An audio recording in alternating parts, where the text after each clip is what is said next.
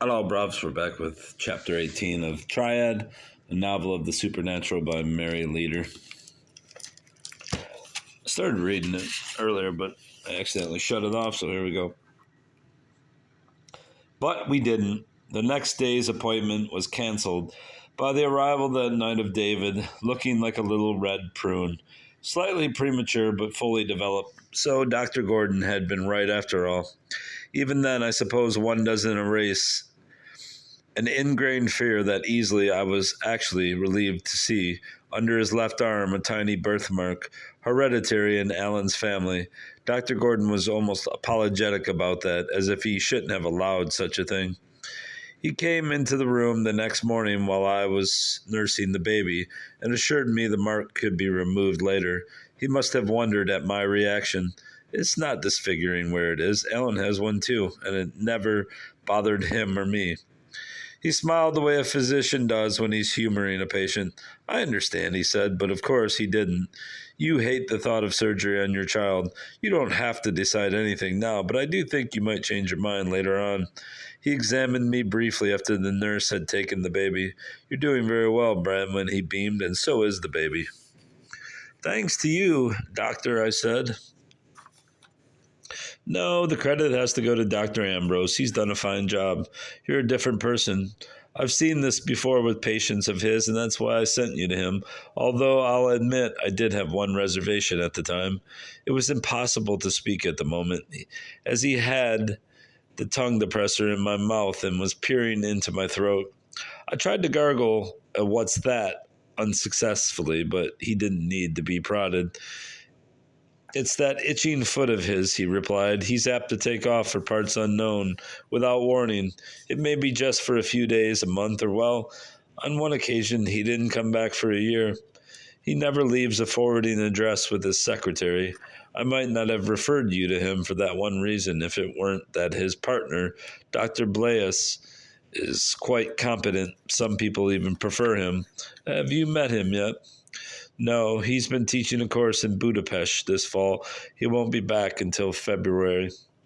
Oh, well then, Dr. Gordon said, packing away his stethoscope. You won't have to worry about Ambrose leaving town right away. He never goes unless Blais is here, nor has he ever been known to leave while a case was critical. But you're looking so well, you're liable to be graduated any time now. The thin sliver of fear that had knifed into me vanished. It was true. I was doing well. I had a beautiful baby, and there was no doubt as to his paternity. Alan brought us home to an ecstatic Lance a few days after Christmas, so we saved our holiday celebration until then. The house was spicy with Mrs. Lemke's stollen and pfeffernusse, and a mincemeat pie baking in the oven. The tree, instead of being decked out in our accumulated assortment of decorations, was resplendent, with cunning little felt ornaments shaped like angels, stars, drummer boys, bells, wise men, camels, and all the other Yuletide symbols that Mrs. Lemke had been making all year. The first blizzard of the season had struck while I was in the hospital, followed by intense cold. So it was a white velvet world that surrounded us. Alan was doing double duty on the bird feeders, and I was delighted to see the Christmas red of a cardinal flash through the snow-laden trees. Below the bluff lay an Arctic sea with broken ridges of ice and dark blue patches of open water from which geysers of condensation rose and blended into the horizon.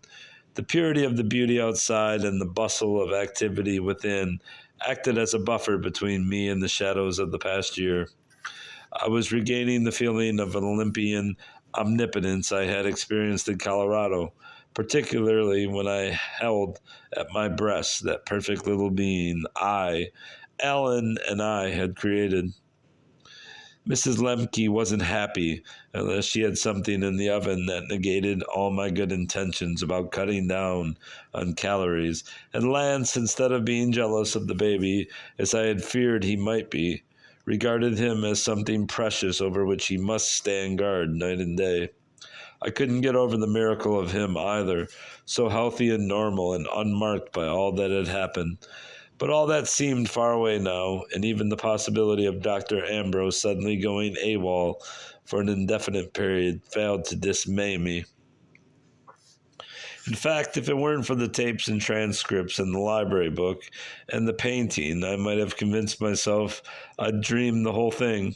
At times, looking down at my lightened and slimming body, I would wonder fleetingly if Phoebe might be encouraged to return, but I was so busy with my tiny anchor to reality, feeding him, changing diapers, and imagining his smiles were something more than gas, that I didn't have time to worry. As soon as I was able to drive, no more protective custody, I resumed analysis with Dr. Ambrose. Our sessions consisted mostly of counseling, with Phoebe popping out at his bidding without the use of hypnosis. Several times, however, he did hypnotize me in an attempt to reach Madame X or trace Phoebe back to her inception, but his efforts were unsuccessful. When I wondered why he didn't play these new tapes back to me, or at least give me transcripts of them, he explained that there were no conclusive results, and these would only serve to confuse me. I was rather annoyed, as I always am when doctors won't show me those little things they jot down about me. But he declined to play the tape, saying that Phoebe was in a disturbed state, very nervous and uncertain about herself, and constantly complaining, "She's too strong for me." He assured me, however, that this was a hopeful sign that I was assimilating Phoebe's personality. I wasn't sure I welcomed that prospect. Phoebe's so irresponsible, so immature, and so erotic, he suggested slyly. Well, yes, in a childish sort of way, though. I'm glad you qualified that. She's a natural creature, and she's a part of you that has been rather neglected. Oh, I know. She put you on your mettle with Alan, he added hastily when he saw me start to protest. But even now, Branwyn, you are not a complete woman. Married and a mother as you are, you still are mentally a virgin. You've never given yourself over completely to the ecstasy of love. Love to you is a storybook fantasy. Ellen is your refuge, a father image, not a lover. You're a virgin mother. Your children have been your creations, conceived by a holy imagination, while Ellen has had to be an onlooking Joseph. But Phoebe, the woman, the Leman, the nestmaker, who cares for the act of love for itself, is in you too, demanding her right to expression. She has no desire for a career beyond being a woman, and if to be so means she must bow to man as her superior, she'll do so gladly because she knows that in her very weakness lies her strength. I looked at him in dismay. For the first time, I began to have misgivings. Maybe it was time he took a vacation. What he had just said, some of it was true, but the rest was so much rot. He was beginning to sound like like a mixture of Freud and unregenerate malehood. That was a weird chapter.